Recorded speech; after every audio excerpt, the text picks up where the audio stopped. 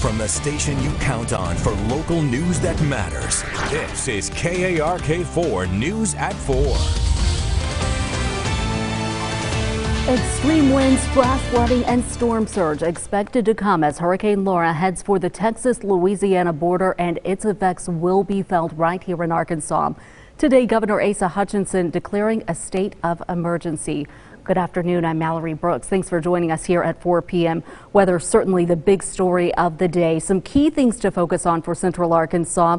Preparedness. Electric companies are readying their workers in the event that power goes out, and emergency operation centers will be up and running. We do have team coverage this afternoon. Jay Burr, Mitch McCoy, and meteorologist Hayden Nix all following different angles of this storm from right here in Central Arkansas. And our chief meteorologist, Keith Monahan, will also join us live in just a few minutes from Louisiana. Mitch, we want to begin with you this afternoon on what the governor is doing to make sure the natural state is prepared. Well, Mallory, good afternoon to you. The governor announcing that he has declared an emergency that is freeing up $250,000 in storm preparation funds. The state's Emergency Operations Center has been activated, which means that they're centered on two different emergencies, COVID-19 and Hurricane Laura. The director of the Arkansas Department of Emergency Management says he knows Hurricane Laura will have some kind of impact on the state of Arkansas. FEMA is also responding to the state in anticipation of that heavy rainfall and high winds. An incident response team will be on the ground here tomorrow. This means trees down. That means potential for power outages. The action that we're taking is to have our search and rescue teams on standby. Now, despite the urban search and rescue team on standby that you just heard the governor say, if winds are strong, those teams will be unable to deploy. The National Weather Service briefed all county emergency managers today. The governor and the state's Office of Emergency Management reminding people right now, turn around, don't drown, in anticipation of those heavy rains. They also want to remind people to monitor the latest weather conditions because they say brand new weather data comes in often. Mallory? Mitch McCoy live in the newsroom. Mitch, thank you. And Arkansas is one of 20 states that has restoration workers ready to step in to assist energy customers when the power goes out. Our Jay Burr continues our team coverage to discuss preparation efforts that are already underway. Jay.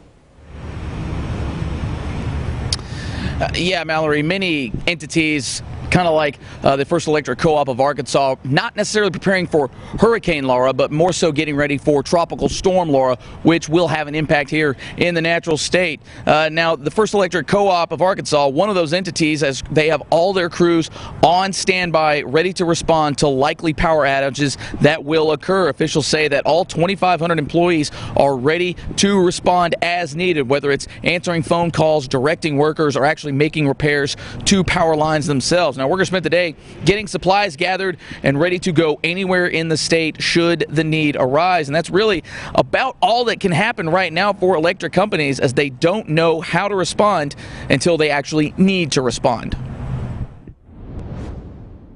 As with any storm, the unfortunate thing is we can't do anything until Mother Nature unleashes the best she's got on us. And then it's our job to go out, assess the situation, and then get things back to normal for people as quickly and safely as we can.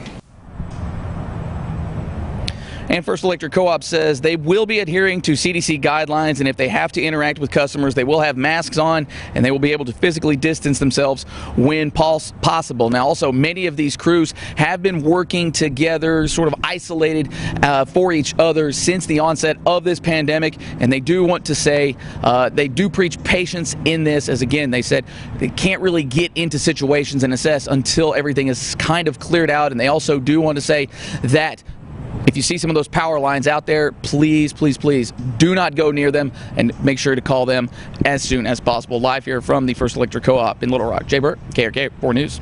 Jay, thank you. The focus of the storm right now is on the Texas-Louisiana border. That's what is expected to get hit first tonight or early tomorrow morning. Our chief meteorologist, Keith Monahan, is live in Huckleberry, Louisiana, which is near that border. Keith, what is it like out there right now? Well, good evening, Mallory. Certainly not good news from the latest National Weather Service bulletin. The latest forecast has Laura making landfall with 150-mile-per-hour winds with gusts to 185 miles per hour. Now, the National Hurricane Center has also worded their statement very strongly. This is likely to be an unsurvivable storm surge. Just as a point of example, right now we are on the Intracoastal Waterway, which is about 15 miles inland. The water right now here at Hackberry, Louisiana, is about 2 feet above where it should be. Later on tonight, as Laura makes landfall with those 150-mile-per-hour winds, we are expecting to see the water 3 times higher than I am. I'm 6 feet tall. So the water level is going to rise 18 more feet over the course of the next 6 hours. And of course, officials around here are hurriedly rushing to completion all the hurricane preparations.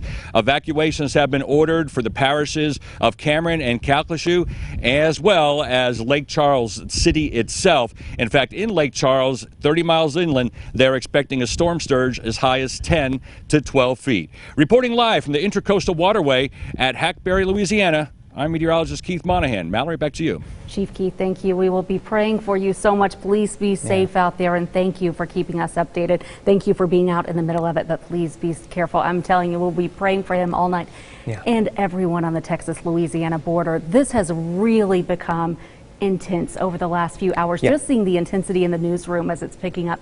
You all in the Weather Center.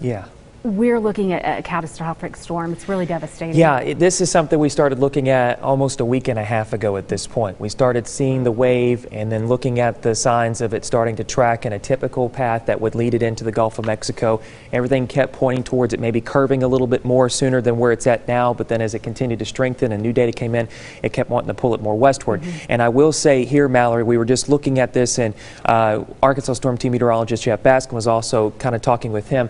This would likely, if it does verify, be the strongest in recorded history Hurricane Laura in this part of the Gulf, in the Northwest Gulf. So I want to make sure that I emphasize that this is for the Northwest Gulf, but it would be the strongest one that has moved in here in recorded history. So pretty significant setup here. We've got a lot of folks that are going to be impacted by this, anywhere from Houston back off to New Orleans, where you're going to see a lot of it in that tight core right there on the Louisiana-Texas line. And for us here, we're not out of the woods with this yet. So I'm going to kind of walk you through what we're expecting with this setup here and show you how this is going to continue to play out. So as they mentioned here, the National Hurricane Center just issued an update right as we went on the air.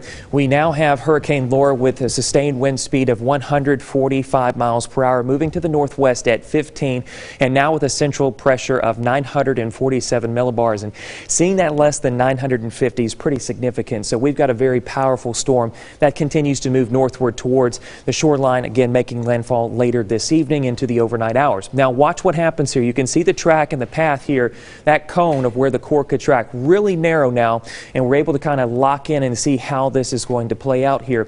So with that, we are going to see impacts here in Arkansas, and this is something that we don't see often.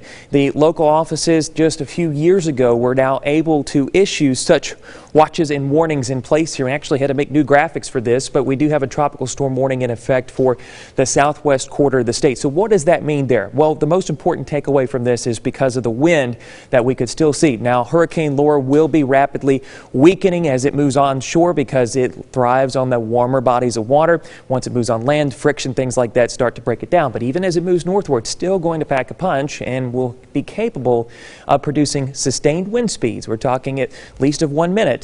30 to 40 miles per hour, gusts near 60 in this area. Now, outside of that, it doesn't mean you're not going to see the weather concerns there too. We're looking at the opportunity of heavy rainfall, along with the possibility of some isolated tornadoes. And we all know that there's a possibility of that, especially when we're on the eastern side of the core. And with that core tracking right through Arkansas, some locations will be on that eastern side. So we're going to have an in-depth look at all of this and the latest data coming up. But I just want to show you Crane Automotive Team impact numbers, a 1 tonight, but we are upgrading it to an 8 on Thursday, which means everyone needs to stay weather aware. The biggest timing of when this is going to take place for us is going to be mid-morning starting in South Arkansas, and then throughout the day, continuing to see that moving northward through Arkansas and then lasting into Friday morning. So certainly make sure to stay prepared and always stay up to date with all the information that we'll have coming on the air and online as well. Mallory? Hayden, thank you so much. We will continue our coverage of Hurricane Laura online and on the air throughout the day. You can go to KARK.com. We have a link right there on the main page for you to find updates.